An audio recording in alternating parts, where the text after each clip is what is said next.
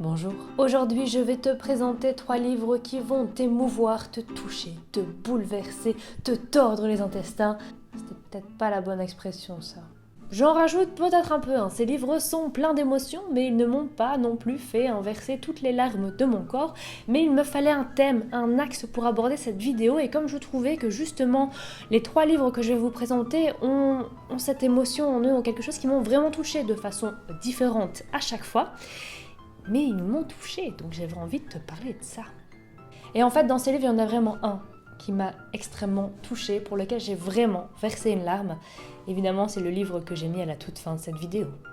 On commence avec le livre La vérité sur le mensonge de Benedict Wells aux éditions Slatkin et compagnie. C'est un exemplaire prêt, je l'ai donc demandé à la maison d'édition parce que j'avais très envie de savoir ce que ça donnait, puisque j'avais lu La fin de la solitude du même auteur et je l'avais extrêmement apprécié. Et comme donc j'avais extrêmement apprécié La fin de la solitude, je n'ai pas pris la peine de vraiment lire le résumé de ce livre. Et donc si j'avais pris la peine de lire ce résumé, ou en tout cas de lire les informations qu'il y avait sur ce livre avant de le demander à la maison d'édition, je me serais rendu compte que c'est un recueil de nouvelles. Et c'est pour ça que quand j'ai reçu le livre et que j'ai enfin lu cette 4e de couverture, j'ai eu un peu peur. J'ai eu un peu peur parce que les recueils de nouvelles, c'est pas forcément mon truc à la base. J'en lis très rarement.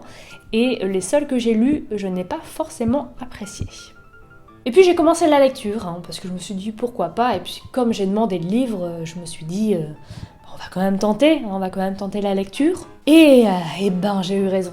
J'ai vraiment eu extrêmement raison. Déjà, premièrement, j'ai eu raison de ne pas lire la 4e de couverture avant de le demander, puisque je ne l'aurais pas demandé, et ça aurait été très dommage, puisque j'ai adoré. Et puis, j'ai aussi surtout découvert que j'aimais les nouvelles, notamment parce que ça permet à mon cerveau complètement tordu de ne pas se poser de questions pour savoir s'il y a assez de détails, si évidemment ce qui est arrivé est possible, réalisable, s'il correspond tout à fait avec ce qui a été dit précédemment, puisque ça reste une petite histoire sympathique, et en fait tout simplement mon cerveau n'a pas le temps. Et c'est assez reposant, c'est assez sympa, j'aime bien. Et puis ce que j'ai aimé surtout, ce sont les nouvelles de Benedict Wells, puisque justement si mon cerveau n'a pas réussi à se poser de questions, c'est parce qu'elles tiennent totalement la route, c'est extrêmement bien fait, c'est bien écrit, et c'est émouvant. Il y a de l'émotion, c'est beau, et c'est parfois extrêmement touchant, c'est d'ailleurs pour cette raison que je l'ai mis dans cette vidéo. Alors par contre, pour résumer ce livre, là c'est un peu plus compliqué, puisqu'il y a plusieurs nouvelles, plusieurs sujets. Mais ce que je vais faire, c'est que je vais te donner 3 mots. 3 mots, voilà, 3 pistes en quelque sorte. Je vais te dire mensonge, je vais te dire émotion, et aussi Star Wars. Vraiment, tu fais ce que tu veux de ces informations, mais sache que ça vaut le coup. On enchaîne avec Tortue à l'infini de John Green chez Gallimard Jeunesse. Personnellement, je l'ai lu, ou plutôt écouté sur Audible. Là, clairement, avec ce livre, j'arrive après la guerre. Puisqu'on en a énormément parlé, je pense que c'était plus en 2018 où il y a eu pas mal de vidéos qui ont été faites, de photos Instagram, il a énormément tourné à ce moment-là, parce que c'est un livre qui a fait énormément parler de lui.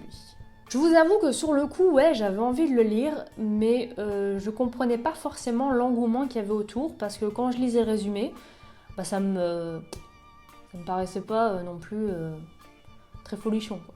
Et puis je me suis convaincue moi-même de le lire, et encore une fois j'ai eu vraiment raison. Notamment pour le personnage d'Asa. Asa semble être une lycéenne tout à fait typique, elle a 16 ans, elle a des amis, elle a une voiture pour se rendre au lycée. Le début de ce résumé est totalement pourri, j'en conviens.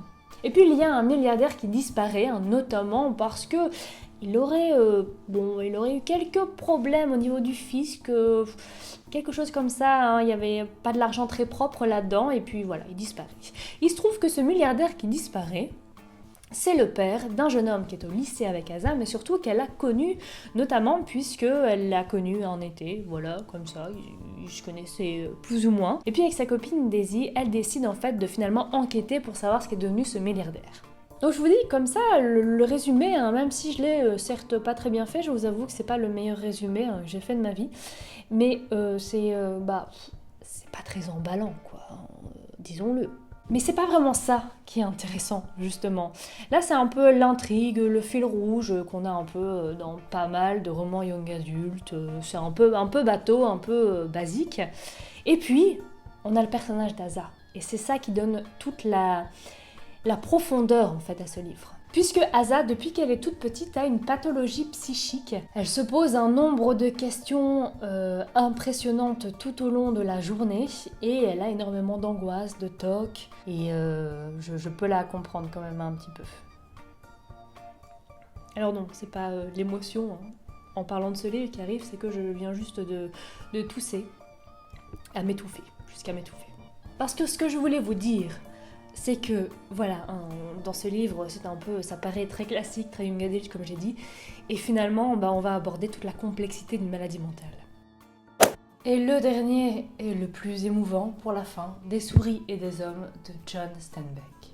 Pour moi, ce livre, c'est vraiment le livre classique que tout le monde connaît, en tout cas, tout le monde connaît le titre, mais tout le monde ne l'a pas forcément lu. Et moi, je faisais partie de cette part de la population qui connaissait le livre, mais qui ne l'avait pas lu. Enfin, ça c'était avant, puisque maintenant je l'ai lu, et je vous en parle. Et en fait, ah ouais, voilà, ça c'est vraiment le livre typique où à la fin, clairement, je sentais en fait que la fin allait arriver, et quelle fin elle allait arriver. Et là, j'ai eu cette appréhension en me disant « Merde, je vais chialer ». En plus, j'étais dans le tram et j'ai chialé. Voilà. Il n'y a pas d'autre mot, j'ai pleuré. Il y a vraiment une larme qui est sortie de mon œil là, pour montrer mon émotion face à cette fin qui... je peux même pas en parler. On va suivre Georges et Lenny. Georges est un homme petit mais assez vif d'esprit et on a Lenny qui lui est un colosse assez lent d'esprit. Ils vont de ranch en ranch pour essayer de trouver du boulot puisqu'à chaque fois en fait ils se font virer ou alors ils doivent partir assez précipitamment puisque Lenny a quelques problèmes avec la bienséance et il a du mal à savoir finalement ce qu'on peut faire et ce qu'on ne peut pas faire. Vu que je vous rappelle, il a un esprit assez lent. Le livre est assez court et personnellement je l'ai donc lu ou plutôt écouté sur Audible, donc en livre audio. Et justement, ça a donné une dimension tout à fait particulière puisqu'en fait c'est le premier livre audio que j'écoute où il n'y a pas une seule personne qui lit le livre, il y a en fait plusieurs personnes qui jouent le narrateur, qui jouent Georges, qui jouent Lenny et qui jouent d'autres personnages. Et donc c'est un livre en fait qui n'a pas été seulement lu, il a vraiment été joué par des acteurs puisque Georges est joué ou plutôt lu, enfin je ne sais pas quel terme exact utiliser. Georges donc c'est Laurent Deutsch qui le fait et ça donne vraiment une dimension tout autre et je pense que encore plus cette lecture m'a émue grâce à ce jeu justement et à cette lecture. Et franchement si vous n'avez pas envie de l'écouter en livre audio mais lisez-le tout simplement parce que c'est un classique, c'est génial et c'est court en plus donc pourquoi pas. Cette vidéo est maintenant terminée, j'espère qu'elle vous aura plu. Si c'est le cas, n'hésitez pas à la liker. Je viens de me rendre compte qu'en fait j'ai essayé le tutoiement pendant toute la vidéo et puis en fait voilà, quand je fais la fin de la vidéo, je trouve que le vouvoiement passe mieux. Donc je sais pas, je suis perdue, est-ce que je tutoie, est-ce que je vous vois? Je pense que le mieux c'est de vous laisser choisir et dites-moi en commentaire ce que vous préférez. Je vous laisse ici, je vous souhaite une excellente journée, une excellente semaine et je vous dis à la semaine prochaine. Ciao!